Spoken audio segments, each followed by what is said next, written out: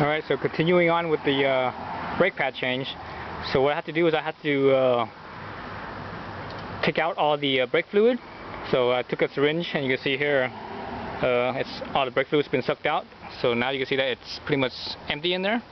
And the reason why I did that is for this section of it right here. Basically what I'm going to do is I'm going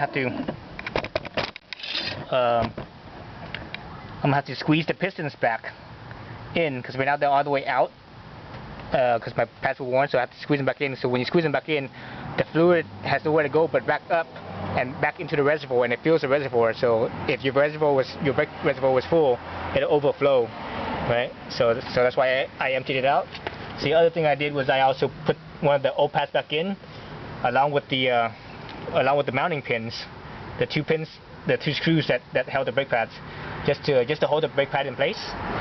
So I got this big old C-clamp here. This is more than big enough, but it does the job. So I'm basically just gonna squeeze it back in there, and okay, I better check my reservoir, because I think there's more fluid and it might spill out again. So I'm gonna take the syringe and empty out the reservoir again.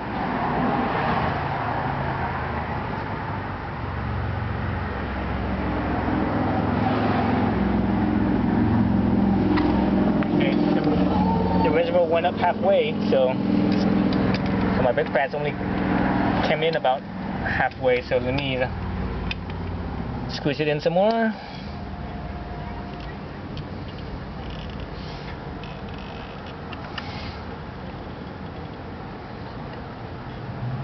Okay, so the top is pretty much stopped. Let's try the bottom. Should be almost there too.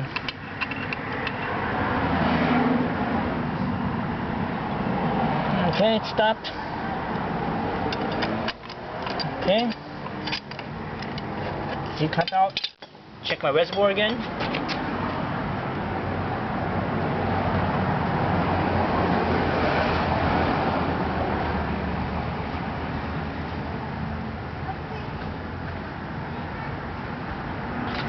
The reservoir was almost at the full line, so that was, quite a bit of brake fluid when you squeeze the pads back in. All right, so now I could get the pads out. We'll get this old pad out.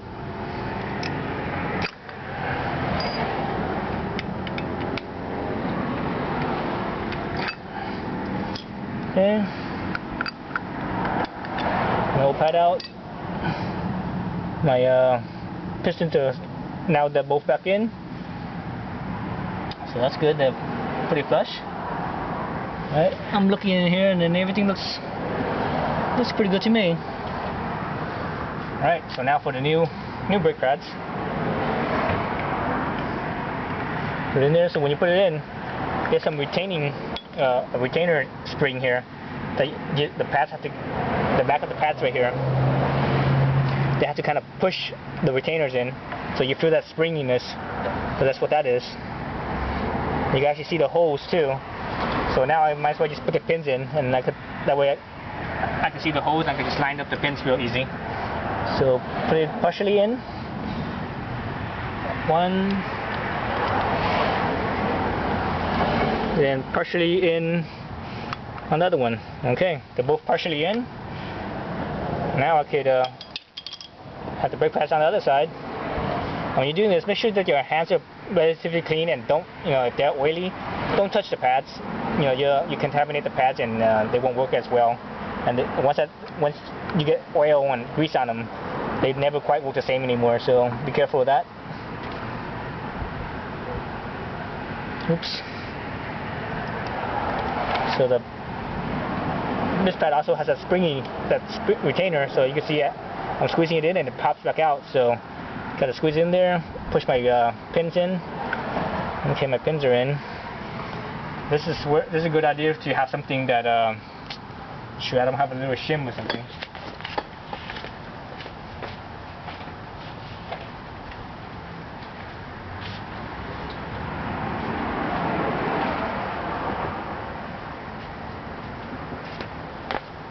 this is where it would be a good idea to have like a little shim, and that way you could sort of stick in between the brake pads and it keeps them open. Unfortunately, I don't have any shims, so I'm gonna kind of make deal with a screwdriver. Just be careful with the screwdriver because it could dig into the brake pads. So just real gentle, real easy. Just there so that it holds it in place.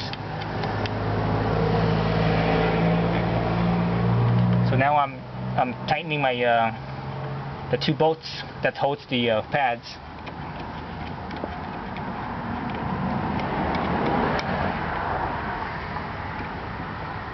Let me switch camera position so you guys can see it.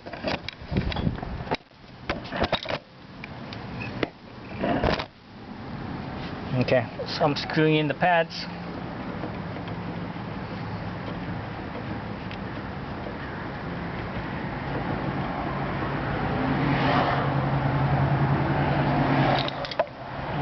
Hand tight out of the way. Now I can use my wrench, and you don't need much wrench. And you just notice how close I'm holding my to the center here. So I'm not all the way down here. You don't need much torque on this at all. I know the service manuals tell you what the torque is. I usually don't use a torque wrench. I just like to go by feel, and it takes years of experience to get that feel down. All right, that's good. Put my little plugs back in. There's my flathead. Oh, my flathead's right in here. Flathead. So lots of times when you're screwing things in, and if you want to make sure that the thread is seated and so that way it doesn't strip when you tighten it in. What you do is you can reverse thread it till you feel the seat. Once you feel the seat, then you can turn it in. That's good. I'm gonna do the same thing with this side. I'm gonna reverse thread it until I feel the seat. Feel it and you can hear it sometimes. Then once it seats in, then you can tighten it. Okay, so now I'm gonna tighten it. Oops. And these ones don't need much torque because they're basically just flathead screws in there. Okay, that's good. Let's move you back to the other side.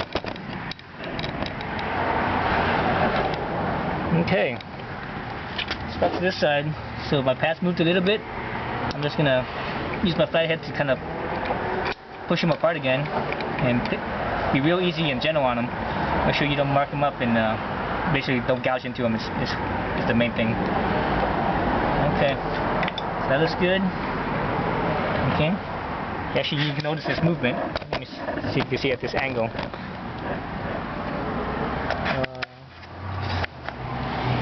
So you can notice that this movement here. So basically that right there it'll move over so that way the rotor could actually get in there when I mount the tire. And I probably won't show you that because that's part of my other video, the tire removal and install video. Okay, now I'm finished with that.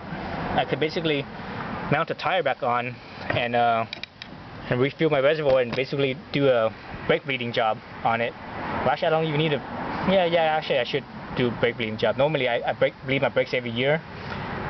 So I actually just bled my brakes back in May, and right now it's August, so it's only a few months ago. So I should still be okay with the brake fluids I have left in there. All I need to do is just fill up my reservoir, and I should be good. So that's about it as far as changing the brake pads. Thank you.